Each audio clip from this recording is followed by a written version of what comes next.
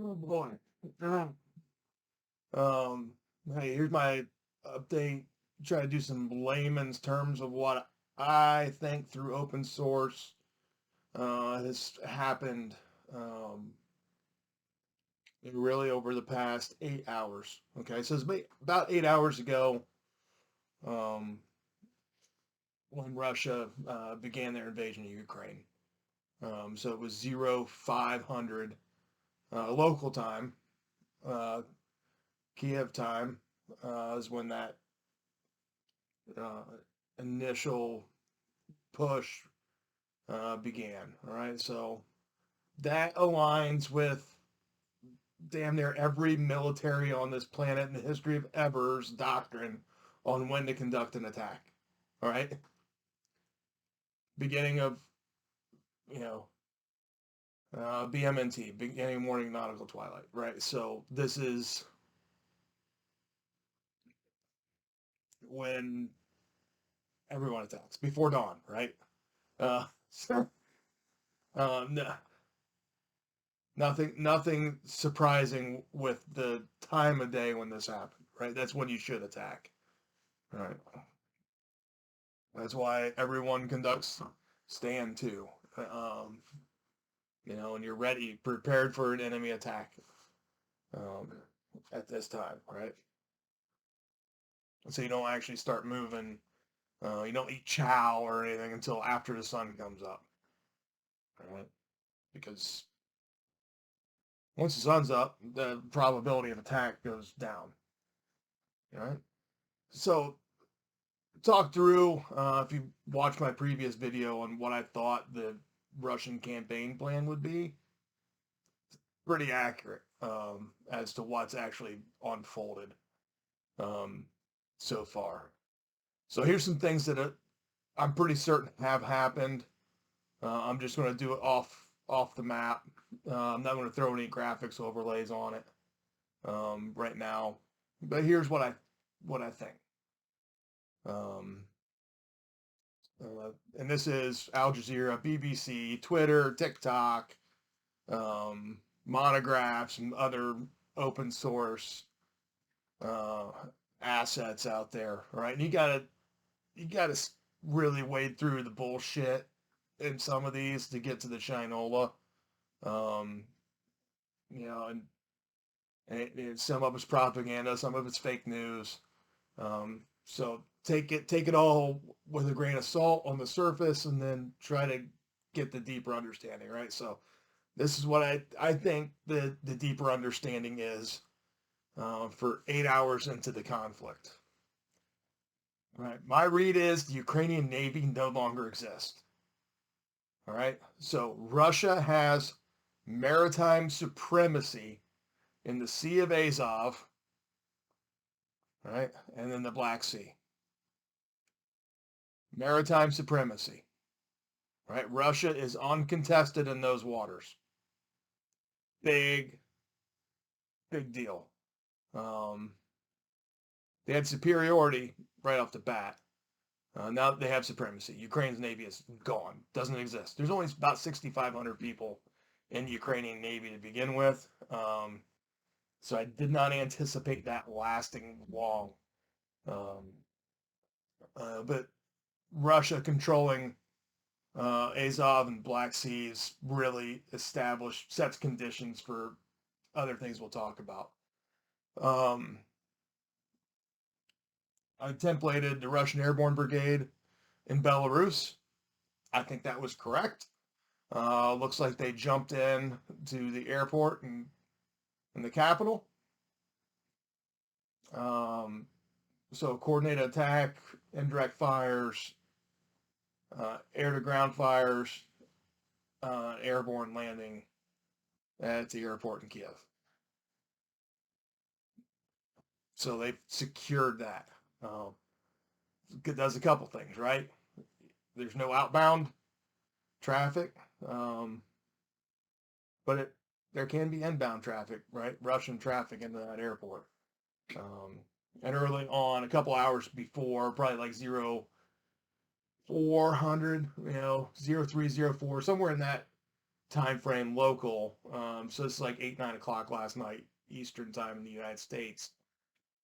If you went on FlightAware, which I've used FlightAware for a while now, and gives you really good understanding of the air space, right? Because that's what it is.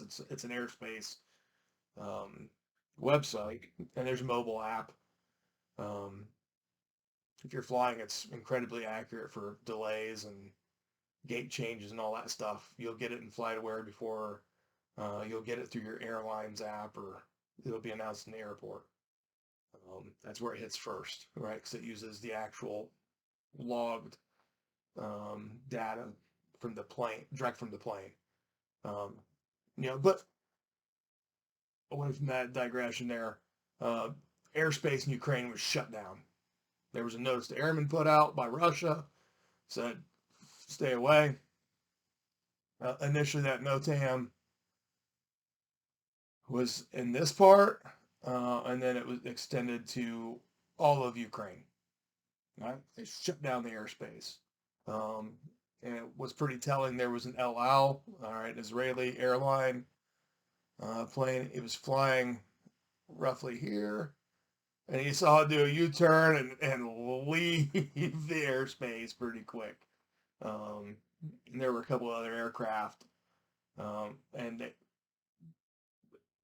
they flip, turn around, and headed out. Right? There was even it looked like a U.S. Predator. Was potentially in the airspace, and it even turned around and left.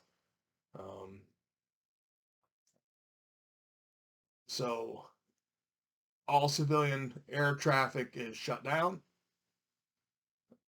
We have maritime supremacy. We have Russian airborne jumping into the international airport in the capital. We have some long-range precision fires. They are coming from the Russia side of the border. All right. And probably also some from in Belarus. All right. So what are they doing there? All right. Long-range precision fires. Predominantly military targets. That's what they want.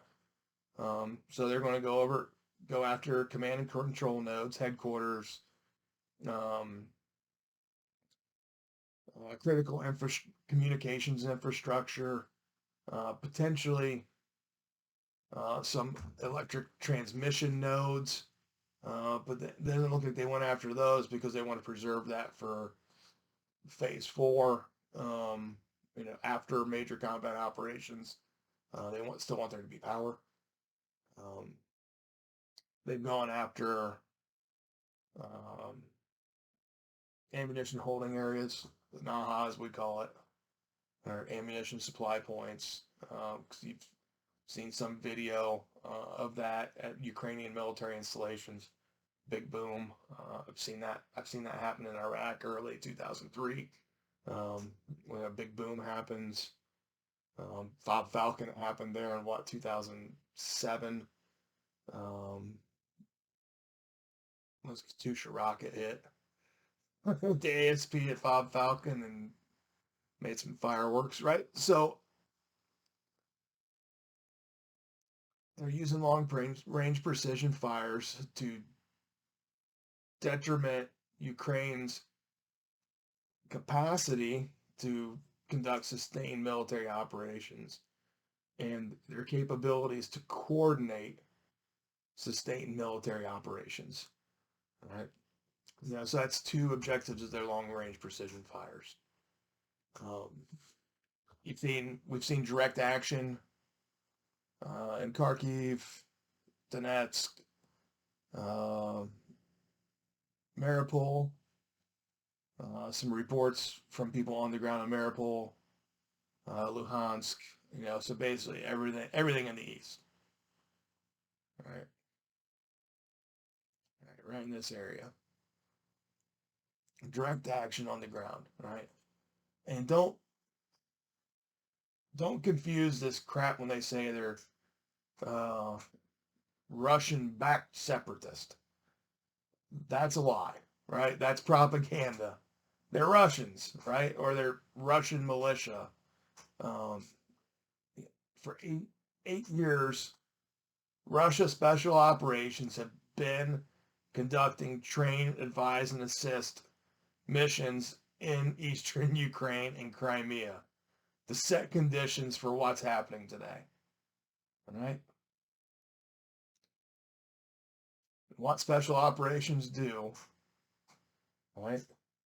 What this is a kind of foreign internal defense, right? This is a core of what special operations should do. A small team goes in, finds, builds a report, and starts to develop, right, an armed force that will conduct military operations to achieve the task and purpose of the advisors, right? They're a surrogate force, right? They're a Russian surrogate, right? And at this point, after 8 years, these are battalions of Russians, right? They don't have Russian uniforms. They probably do now. They have Russian equipment. They have Russian training. They speak Russian, Russian communications, right? And now truly surrogates the Russian army and conducting military operations to achieve Russian national security objectives. Exactly what was put out by Vladimir Putin, right? Just 8 hours ago.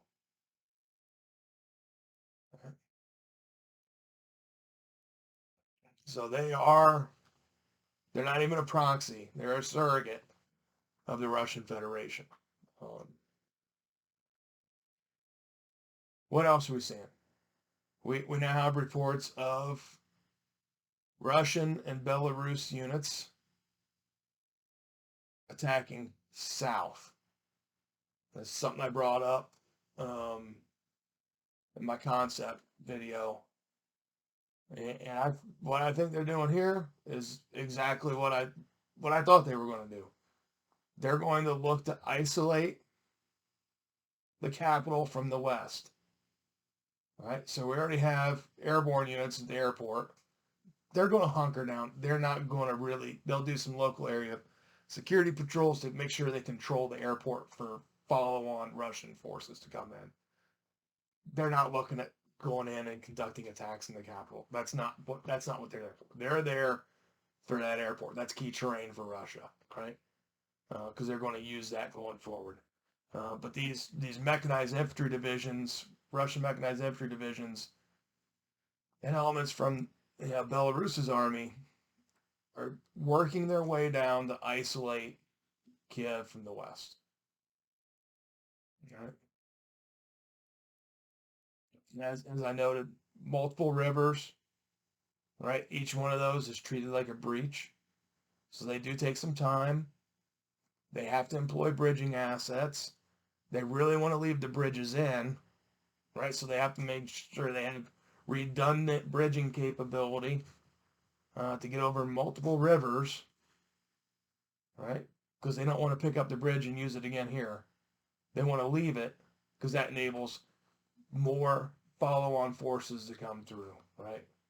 And personally, I want to use my own bridge. I don't want to use existing bridges. And I'm certain all the bridges in Ukraine over these rivers are all within the military load classification to carry Russian armor, right? Because Ukrainian armor is the same, and they're Soviet era bridges. They're constructed to hold Soviet armor or Russian armor. Soviet armor now Russian and Ukrainian armor, right? Because the specifications of the tanks really haven't changed a whole lot since the T-72 in terms of weight. But I don't trust those bridges. I trust military bridging capabilities because I know my military bridges aren't rigged to blow up. I don't know about the infrastructure bridges. And plus, when I put in a military bridge, I get to choose to some degree where I bridge, right? Yeah, currents and depth and the shore and achieving an anchor on the near and far side plays into where I put my bridge, but I still have flexibility in where I bridge. So I prefer to do that than use an existing bridge. I trust it more, and I can control it. It's not part of the enemy's uh, scheme of fires maneuver, right? Because they don't know where it's going in, and that's it. They templated where they think it is, but they might be wrong, right? But regardless, we've seen the mechanized infantry divisions coming straight south out of Belarus, right? They're gonna isolate um, Kiev from the west.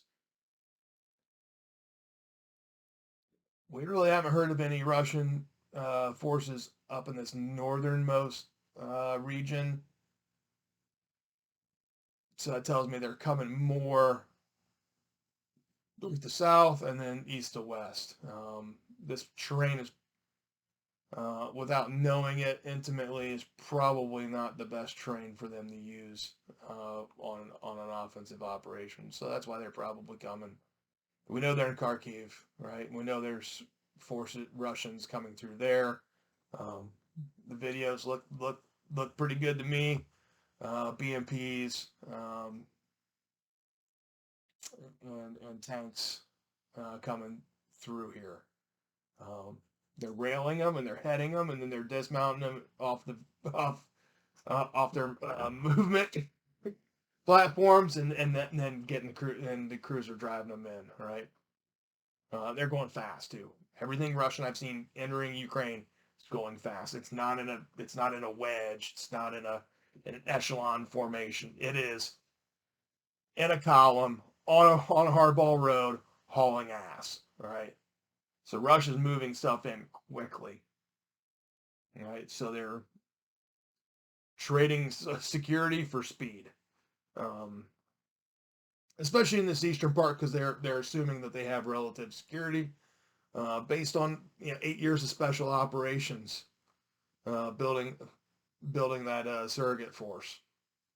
Right. So they can make that assumption. Right. They can use that as a planning factor.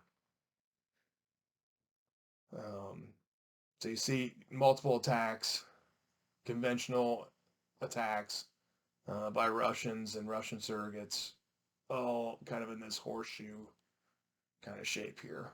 All right. All right. Earlier on, I mentioned Ukrainian Navy gone, destroyed. Naval supremacy, maritime supremacy here. We've also got reports of Russian armor leaving Crimea and crossing into mainland Ukraine. We have credible reports of coordinated indirect fires with an amphibious landing in Odessa. I call it that. Um, and those landing craft had tanks on them, right? So there is Russian armor in Odessa, right? Securing those ports because we talked about it early, right? Russia wants control of the deep water port complex in Odessa, right? Because that gives them a natural deep water port on the Black Sea on mainland Ukraine, right? So that's huge, huge capability for Russia, right? So they control the best deep water port. They already own Crimea since 2014, and they control the international airport in the capital. All right, so Russia's in the first 8 hours have postured themselves very well, um, for follow-on operations. Um, and and like many of you, I've stayed up. I watched UN Security Council emergency meeting kangaroo court last night. The UN has no teeth. All right. Um, the United Nations doesn't have an army. Russia is the president of the Security Council this month. All right. So for like 5 more days, Russia controls what goes in front of the Security Council. So, uh, that's worthless. Ukraine's not a member state of NATO. right? So Article 5 doesn't apply. Article 4 can apply, but Article 5 of the Charter does not apply to Ukraine. So, um, does NATO have anything? Not really. Um, is there military assistance entering Ukraine? Absolutely. We know the United States has been. I know Canada. Canada has been in a pretty constant advise and assist role in Ukraine for over a decade. Right? Canada's been very involved in Ukraine in providing trainers and advisors to the Ukrainian army. Right? So Canada's been there. The United States has been there as well. A little bit more limited role. This has been a Canadian lead. Um, but we've also had, our special operations guys in Ukraine, providing that training of, advise and assist um, role, to help with the foreign internal defense of Ukraine. Um, and also some special reconnaissance capabilities. I know we have special reconnaissance capabilities in Ukraine. It's probably why we had such a really good picture of Russia's, composition, disposition, and in and around Belarus, Russia, Ukraine on those borders, right? So it's probably a lot to do with our special reconnaissance assets that we in place in Ukraine, all right? So what do I think is next? Okay. So Russia controls the major airport and the major seaport. Um, I think you'll see this is roughly a core. It's a core plus size element of Russians and Belarusians that attack south. I think they're going to continue down, and what they'll do, I think, is go from the border of Belarus. They'll form, and they'll tie that back into some kind of natural terrain, right? Rather than trying to, they're not going to make a line of humans. They're going to tie those units in the natural terrain to isolate Kiev on the west. All right. So it's going to do a couple things. It's going to keep people from leaving the capital, all right, and it's going to prevent reinforcement to the capital. Uh, so that's something I see. I think we're going to see Russian armor move down through Kharkiv and look to isolate the capital on the east. All right, so probably another core size element here. Russia will consolidate gains in the east and the south. I think Luhansk and Donetsk, those two regions, will quickly become part of Russia, just like Crimea did in 2014. It's going to happen really fast now. And what that enables is Russia to just move more stuff in, predominantly cannon artillery, rocket artillery, right? So now they're going to be able to move that all the way in, and really they're moving um, their cannon and rocket range, which puts significant uh, amount of Ukraine under a Russian artillery umbrella. So I see that happening in the next couple of days. Um, Putin's press conference was pretty straightforward. He called the Jewish president of Ukraine a Nazi, and that's right. He's a practicing Jew. He has family members who were in Nazi concentration camps in World War II, and Putin calls him a Nazi. I don't think the Russian propaganda is not exactly working very well on this front. But Putin said that their end state's regime change. Okay, so that's Russia's goal, right? So when I look at this today, I think, how does Russia achieve their end state, right? How do you achieve your purpose? The purpose of this special military operation is regime change, right? And they're going to do that by isolating the capital, preventing politicians from leaving, preventing military reinforcement of the capital, um, and slowly just choke off the capital. Um, they'll control all this. They already do. Well, they control this. They're soon going to control all of this, right? They control Odessa, so they have the ability to move oil and natural gas through the Black Sea um, easily and at no cost now, right? They don't have to pay any tariffs or taxes to Ukraine to move gas and petroleum products. It's free. It's part of Russia now. Thanks. Um, the one thing that does surprise me, right? So that's why I see next 24, 48 hours. I'm going to isolate and start pinching the capital. Going to consolidate gains of Donetsk and Luhansk. Set conditions for those governments to have their referendum to vote to become part of Russia, which will pass with 99.9% of the vote because that's how Russia makes it happen. And then Russia's going to expand in the south and the east, and they're going to bridge all the way down to Odessa. That's what because they need that ultimately they want that own all the land to Odessa, right?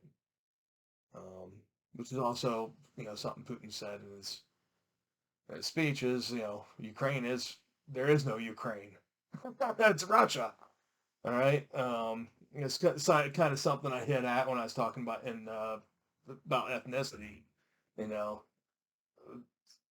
Ukraine is Russia. Russia is Ukraine. Putin says they're common people. Right? I'm not saying they're common. He says they're common people. Um, so there is no justification for Ukraine to exist. Right? It's Russia. It always has been. All right. So that's Putin's stance on this, right? So he'll go ahead, drive on, and continue to make that happen. All right. All right.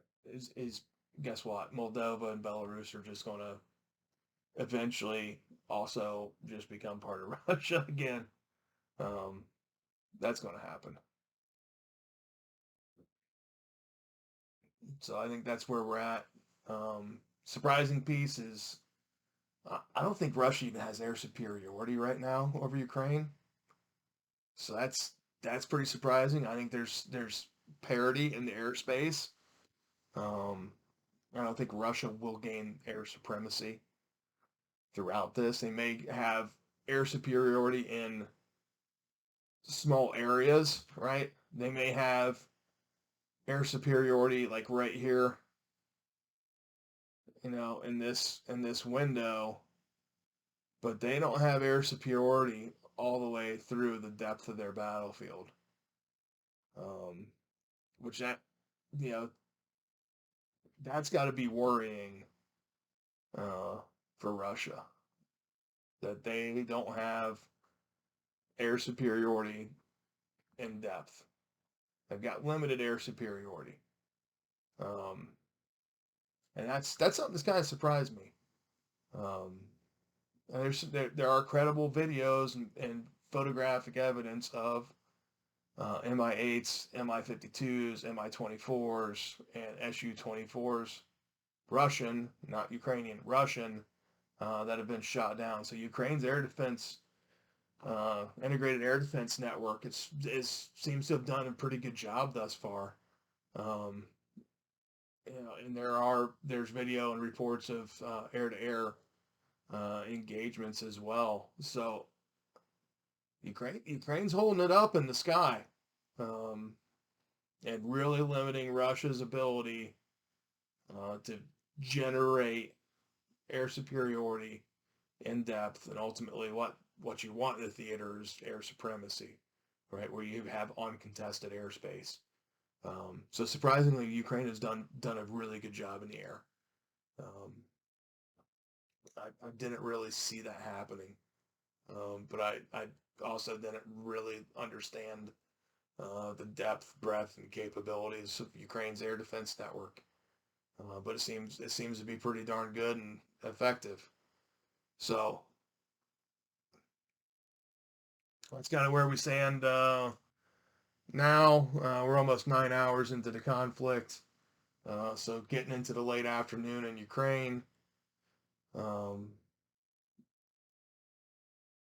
we'll see what happens next 24, 48 hours. That's going to really start telling us a lot of what the long-term impacts of this conflict are going to be.